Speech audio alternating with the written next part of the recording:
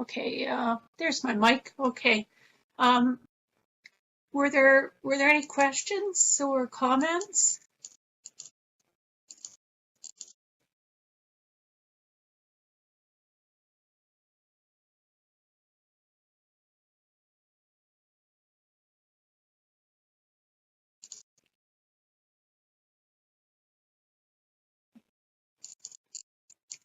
And type or voice.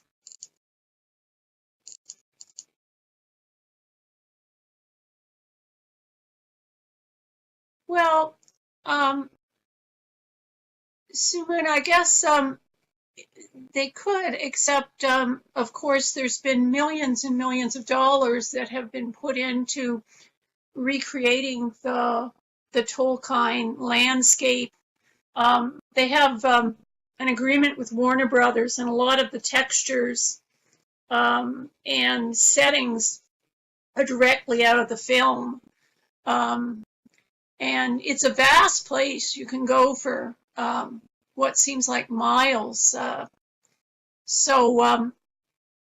You know, I don't think that we could create within Second Life anything of the scale and the scope and the detail that would render so many scenes from the novel as you find spread out. Just yeah, just Moria, like the mines of Moria, is an amazing place. It's a vertical world that goes down layer after layer, and it takes you probably about a month easy to work through the quest there until you're at a level to get to the other side of the mines. And after Moria, you go to Lothlorien, which is a lot nicer, a lot more sunshine.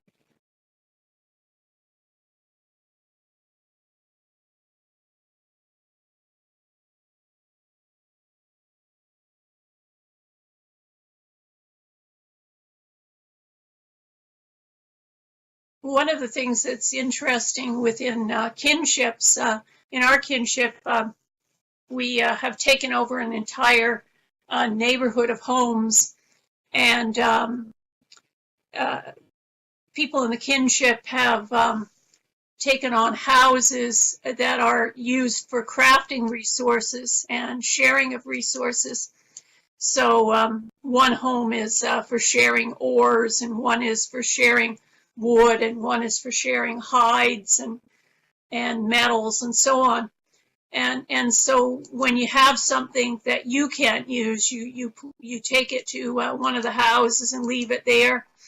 And when you go to another, and then you can go to another house where there's something that you need in game, and you just take it out of the chest. So it's totally a socialist experiment that's going on, and it just makes sense within the game, because there's a limit on the amount of inventory. You know, I tell people about the inventory in Second Life that we have, 50,000 items and so on.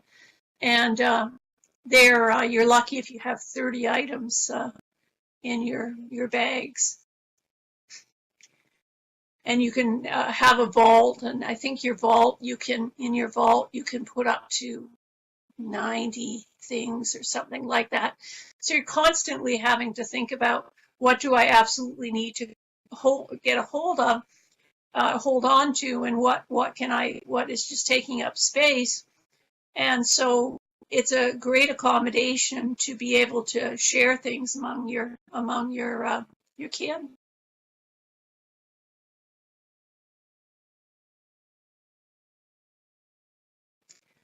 And there's also a booming capitalist economy in LOTRO, and the player auction house, where people get what they can for things that they've made or treasures that they found. So I think that there's room there for kind of sociological. It's kind of a funny idea, but I think you could definitely look at the gamer community as a mini society.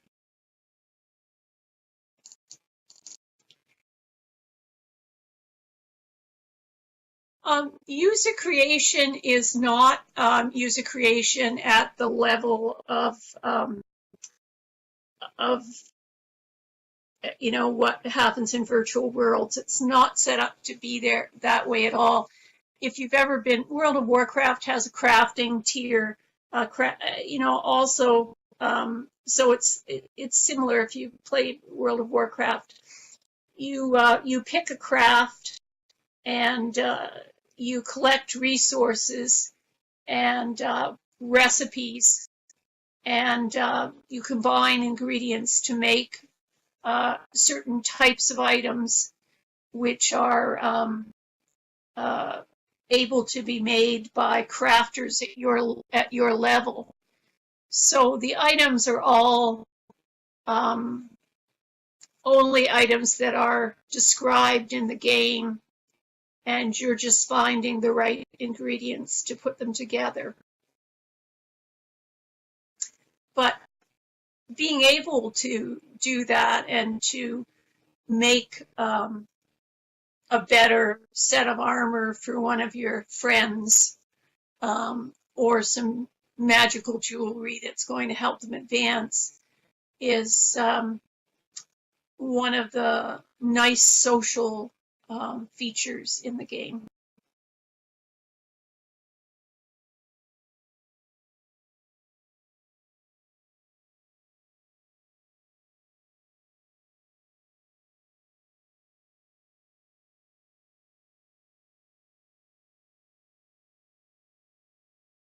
People get a lot of fun out of decorating their little houses, and our neighborhood is certainly something where people like to spend time, and our kinship leader is very proud of the way that the neighborhood has been developed to include now crafting resources and things.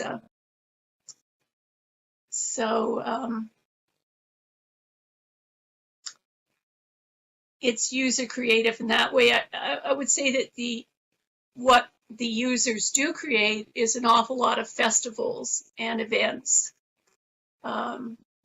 There's a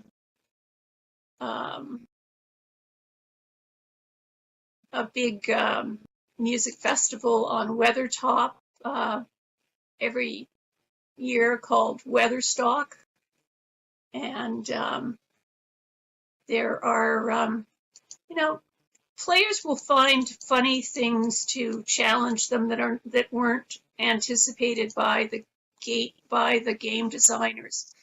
For example, in the Shire, there's a bunch of quests that involve you being turned into a chicken. The idea is that the animals in the Shire have begun to sense that things are not right. The wolves are kind of funny. They're not real. They're not wolves like we used to have. And so the chickens in one farm decide that they have to go over and talk to the chickens in another farm, and this goes on. And while you're a chicken, you can't talk to people. You can't talk on the chat channel because you're a chicken. And funnily enough, if you look up at the road signs are all turned into gibberish because as a chicken you can't read. So it's quite a funny quest. But and the final part of the quest, the chicken has to run all the way to Rivendell to tell Elrond in Rivendell that that there is something funny about the wolves in the Shire. And now people are into how far can the chickens actually run. And so there are these chicken runs where there are vast numbers of players who have been turned into chickens, escorted by kinship members with bows and arrows fighting off the baddies, and they try to run all the way to Isengard. So this is quite a spectacle if you happen to be going along a road and all of a sudden, 50 chickens come running down the road. That'll be it. It'll be a chicken run. And of course, the people that take care and help the chickens are called chicken tenders.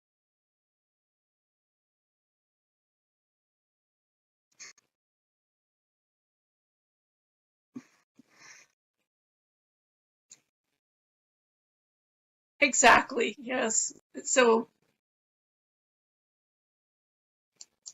when you say user-created content, I thought, well,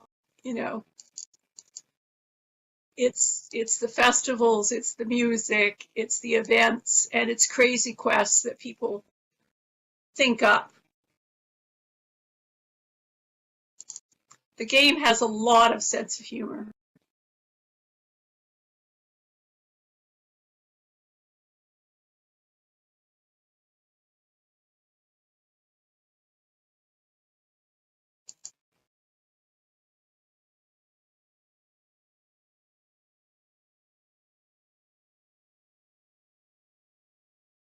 Yes, although there's a great deal of creativity in the game. There's a quest in which you meet an in-game version of J.R.R. Tolkien in the form of a hobbit that's stranded by the side of the road. And his identity sort of becomes revealed to you over time. And at the end of the bunches of quests that he sends you on, he sends you to the Bird and Baby Inn to tell the other inksters that he has been unavoidably delayed and will not make the meeting. And the various other writers are sitting around the table at the Bird and Baby Inn in Michael Delving in the Shire. And your reward for completing those quests is a very old pipe, which when you smoke it, a small bird flies out.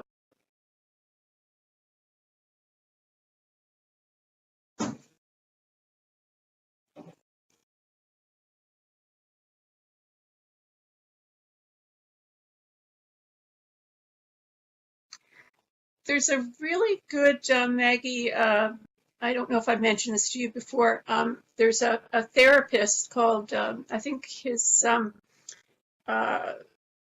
URL is something like www.gamertherapist.com. And he's a gamer that is a psychologist that specifically works in therapy with gamers. And he absolutely makes that point that, there are very positive ways to use games and there are negative ways to use games. And sometimes people don't understand the difference between those, and they don't understand when a gamer might be in trouble or when a gamer is just having fun.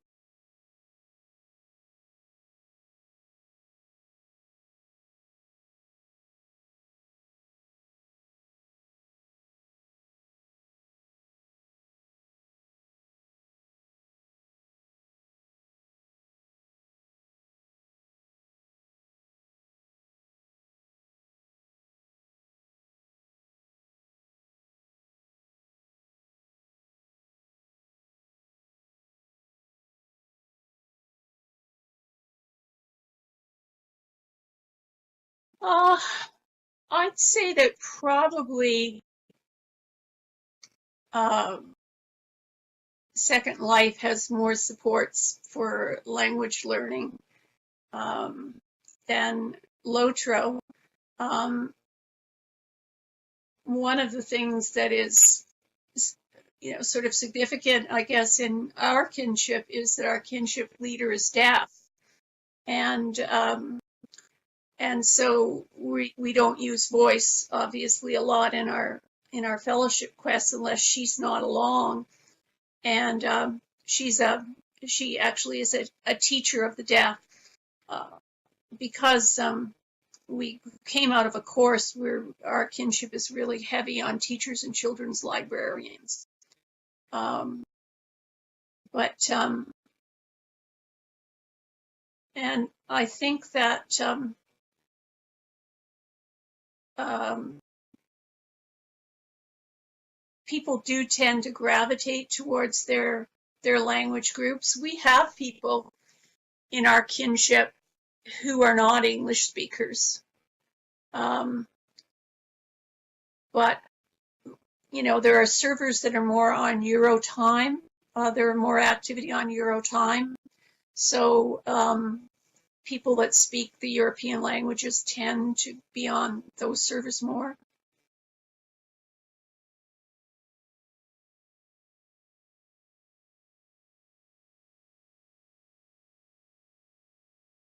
It's interesting that the person who made the video that had the French interface is a Montrealer, and so he had totally unaccented English, but was chosen to use the interface in French.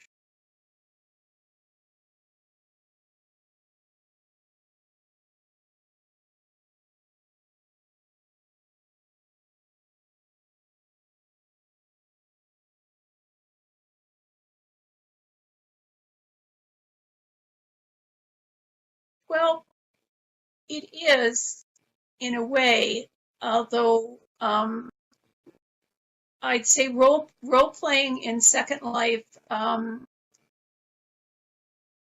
involves an awful lot of work on behalf of the user community to create all the content, the stories, and I've seen role play communities fly apart because you just can't get the critical mass together to do the role play activities. Whereas because in a massive multiplayer online role-playing game, there's a lot of content that you can do solo just within a town, like you know, a typical quest chain, landscape quest chain will involve you coming to a town and somebody says, we don't like new, strangers here, but if you're going to stay, maybe you can help out doing such and such a thing. And gradually you work your way through tasks and some story emerges about what's going on in the town, and you end up caught up in the story of that town.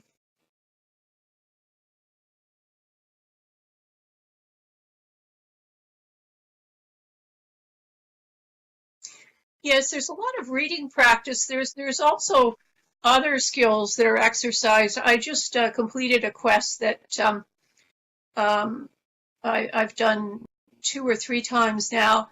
That's called it's the Mirrors of Luminar or something like that, and it's it stretches your trigonometry knowledge, because you can try to solve it by trial and error, but you're better to solve it with trig. And it involves, you have to aim a bunch of mirrors to get a beam of light down a shaft, a kind of mine shaft of a cave where there are vile bat creatures, and you can't weaken the creatures and you can't open the doors until you get that light shaft down.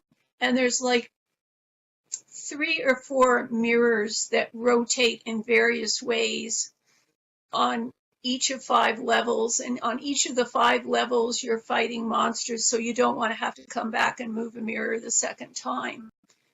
And so figuring out how to solve that problem is a real math challenge.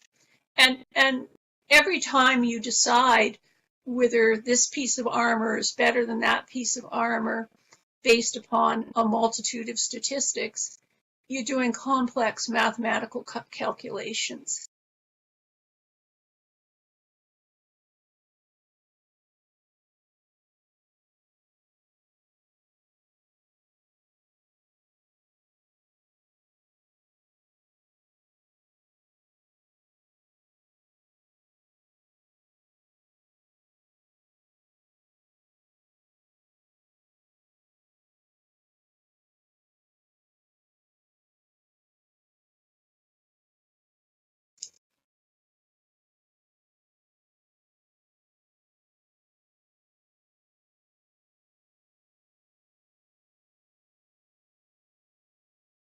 one of the frequent in-game player learning opportunities will be somebody that's really good at calculating, you know, which virtues you should go after and which attributes and what kind of armor you should have and that.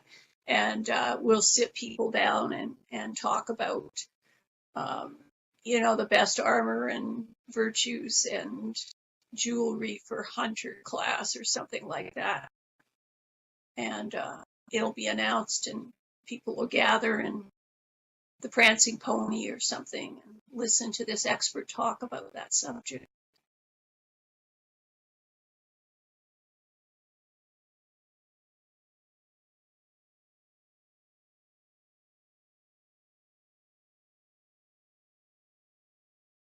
I have definitely improved my math as somebody building in virtual worlds and playing in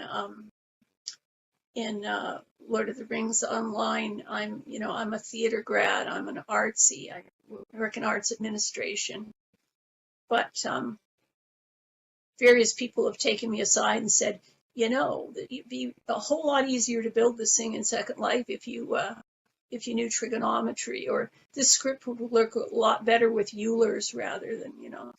And so, yeah, I have developed those skills.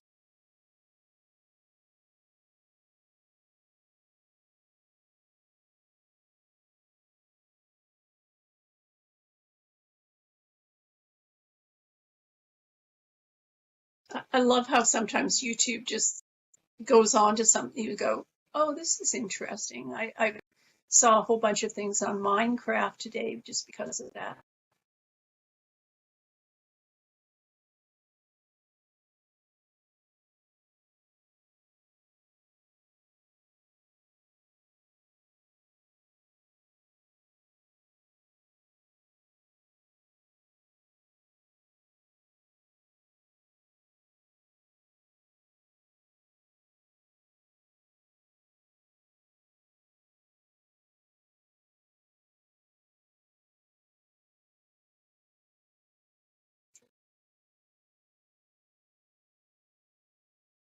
Yeah, I was just going to say that.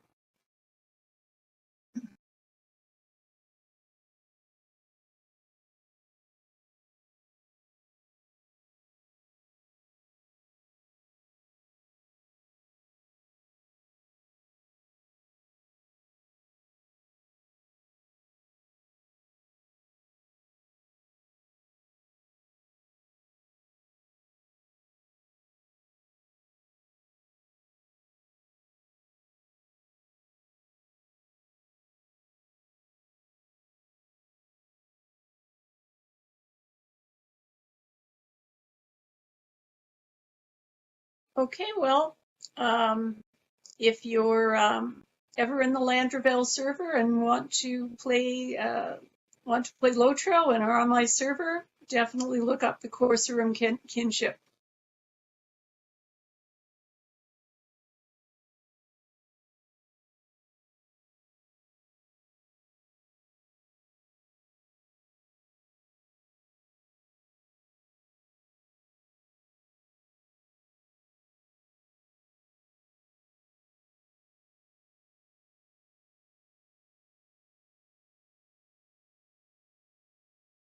Well, LOTRO is stock-a-block with English majors and librarians.